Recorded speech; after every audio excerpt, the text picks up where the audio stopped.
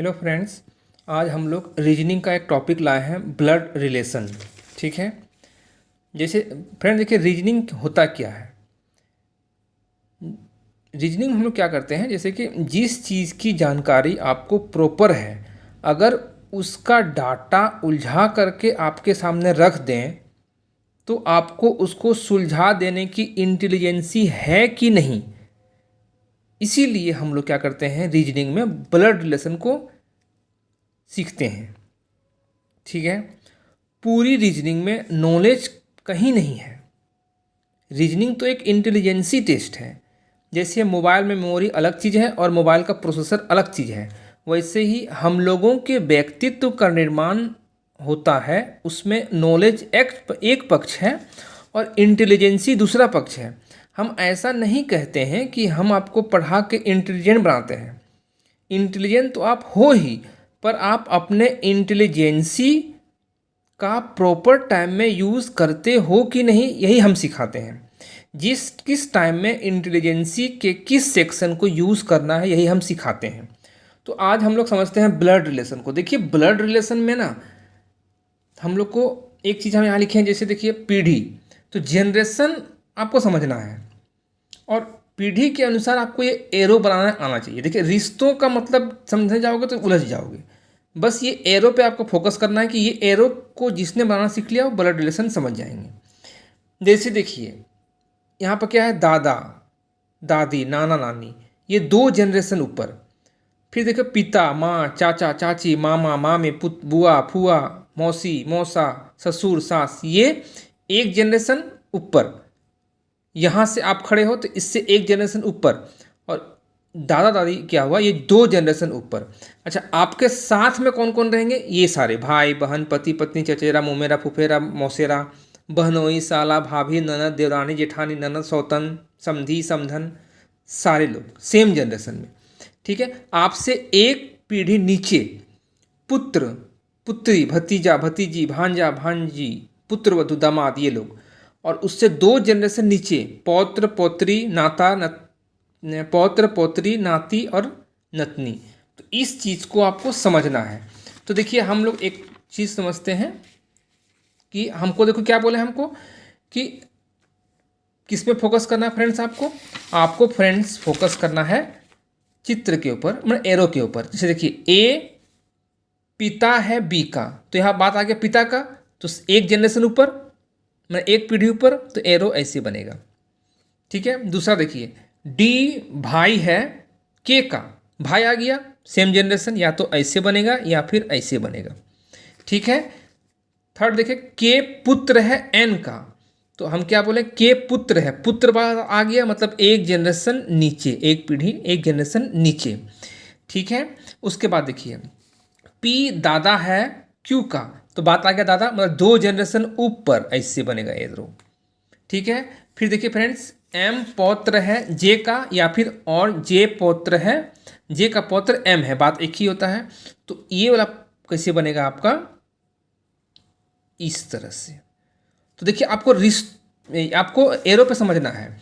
पीढ़ी के अनुसार आपको एरो बनाना है।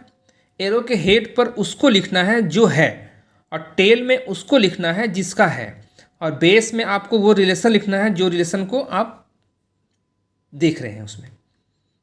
ठीक है। तो आप देखिए, एक सवाल को हम समझते हैं फ्रेंड्स, इससे अच्छा से हमको क्लियर होगा। यहाँ देखिए क्या बोला है, ए का भाई बी है, बस इतनी पढ़िए, इससे आगे पढ़िए ही मत फ्रेंड्स, क्योंकि फिर उलझ जाइएगा रिश्तों में। आपको उलझना नहीं है, आपको बस सॉल्व करना है। तो देखिए क्या करेंगे हम लोग भाई, कि ए का भाई बी है, तो बात आ गया भाई का, तो भाई को हम कहाँ रखेंगे, जैसे भाई को हम रखेंगे बेस में, तो यहाँ हो गया भाई। कौन है भाई, ए का भाई बी है, तो यहाँ बी भाई है, तो बी को यहाँ रखना है। ठीक है फ्रेंड्स। उसके बाद तो कौन है, ए, तो ए को रखना है हेड पे। तो ए का भाई बी है, हो गया। आगे पढ़िए, जो सी का पिता है। अच्छा, जो फ्रेंड देखिए, रीजनिंग में कुछ ऐसे वर्ड है ना जो आपको हमेशा परेशान करेंगे। यहाँ देखिए एक वर्ड है जो, तो जब भी जो वर्ड आएगा तो याद रखिए वो सामने वाले के लिए बोला गया है। अगर यहाँ और होता तो ये इससे पीछे वाले के लिए बोला गया है। तो यहाँ पर जो है, तो जो मतलब बी के लिए बोला गया, तो क्या यहाँ क्या रख देंगे, बी, तो बी सी का पिता है। तो बात आ गया पिता का, पिता का बात आ गया। तो देखिए पिता मतलब एक जनरेशन ऊपर इससे, तो सी का क्या है, ये पिता, यहाँ लिख दीजिए बेस में, समझ रहा फ्रेंड्स। उसके बाद तथा एफ का एकलौता पुत्र है, तो देखिए एफ का एकलौता पुत्र है, पुत्र का बात आ गया मतलब आ गया नीचे, तो यहाँ लिख दीजिएगा एक लौता पुत्र, किसका, एफ का, समझ आया। अच्छा यहाँ देखिए ई एफ की पुत्री है, बनाते रहिए एरो को, आंसर सॉल्व करने की कोशिश मत कीजिएगा और रिश्तों को भी समझने की कोशिश मत कीजिएगा, बस ये जो लाइन बोला उसको फॉलो कीजिएगा और एरो बनाते रहिए। ई एफ की पुत्री है, तो देखिए ई का बारे में बात किया गया है कि एफ की पुत्री ई है। तो देखिए फ्रेंड्स एक चीज़ याद रखिए कि जैसे देखिए इसका तो एकलौता पुत्र कौन है, बी है, तो बी मतलब मेल हो गया, इसका मतलब क्योंकि यहाँ पुत्र है और इसका भाई है, ये दोनों भाई है, तो इसका मतलब इसकी ये क्या हो गई, इसकी ये क्या हो गई, इसकी ये क्या हो गई, बेटी हुई कि नहीं, क्योंकि ये और ये दोनों भाई बहन हैं। और एफ का बी अगर पुत्र हुआ, यहाँ बोल दिया एकलौता पुत्र है, तो अगर यहाँ बात कर दिया एकलौता पुत्र है तो इसका मतलब कि और कोई पुत्र हो ही नहीं सकता है, और ये दोनों भाई बहन है तो मतलब ये क्या हो गई, बेटी हो गई एफ की, समझाया फ्रेंड्स। अच्छा उसके बाद देखिए ई एफ की पुत्री है, उसके बाद देखिए ई एफ की पुत्री है, तो एफ की मतलब पुत्री कौन हो गई, ई, तो पुत्री है तो इस तरफ को हमको करना पड़ेगा, जनरेशन सेम जनरेशन रखना पड़ेगा यहाँ पर, ई तो क्या है, पुत्री, ठीक है। अच्छा और एन ई का पुत्र है, अच्छा पुत्र का बात आ गया, तो ई का पुत्र कौन, एन है, तो पुत्र का बात आ गया मतलब एक पीढ़ी नीचे, मतलब एक जनरेशन नीचे, तो ऐसे कौन आ गया, एन, तो क्या हो गया ये पुत्र। बनाते रहिए एरो को, बस बनाते रहिए, एरो पे फोकस कीजिए, रिश्तों पे फोकस मत कीजिए, ठीक है। आपको बस ये एरो बनाना आना चाहिए, एरो बन गया तो ये एरो ही आपको आंसर दे देगा, ठीक है। ब्लड रिलेशन बस उलझने की कोशिश मत कीजिएगा। अच्छा यहाँ हो गया फ्रेंड्स, क्या बोला है, एन ई का पुत्र है, तो नीचे हम एरो किए, हो गया। उसके बाद तो बताएं कि ए एन से किस प्रकार संबंध है।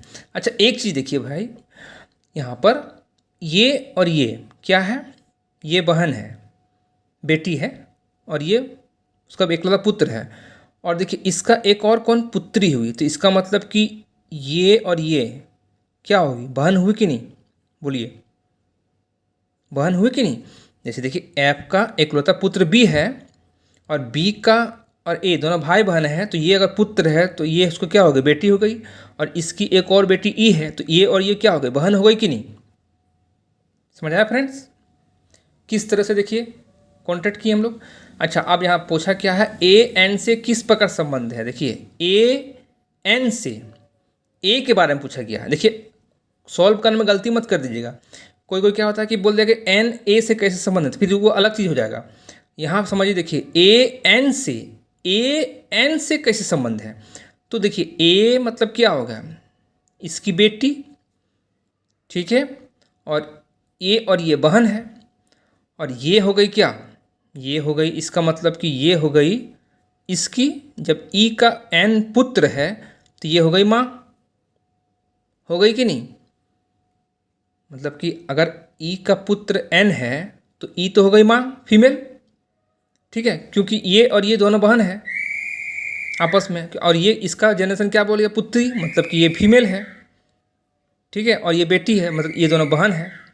तो अब देखिए इसकी बहन, बहन का बेटा, तो इसका मतलब कि माँ की बहन क्या हो गई, मौसी, तो यहाँ आंसर क्या होगा, मौसी, मतलब कि इसको हम खाला भी बोल सकते हैं। यहाँ पूछा था कि ए एन से किस प्रकार संबंध है, तो ए इसकी क्या लगी, ए की ये क्या लगी, बहन, और ये हो गई माँ, माँ का बेटा, ठीक है, तो मतलब कि माँ की बहन क्या हो गई, मौसी, खाला। समझाया फ्रेंड्स किस तरह से ब्लड रिलेशन बना हम लोग। आई होप कि आपको मैं समझाने में सक्षम हो पाया हूँ। आगे के वीडियो में हम लोग पहले लेसन को और भी टाइप का देखेंगे। इसमें एक कोडेड वाला भी आता है, ठीक है, एक पॉइंटिंग आउट वाला भी आता है। तो मिलते हैं अगले वीडियो में। Thank you so much video देखने के लिए। बने रहिए हमारे साथ। बहुत अच्छे अच्छे ट्रिक्स को हम लोग बताएंगे और ईजीएस्ट वे में सॉल्व करना सिखाएंगे। Thank you so much.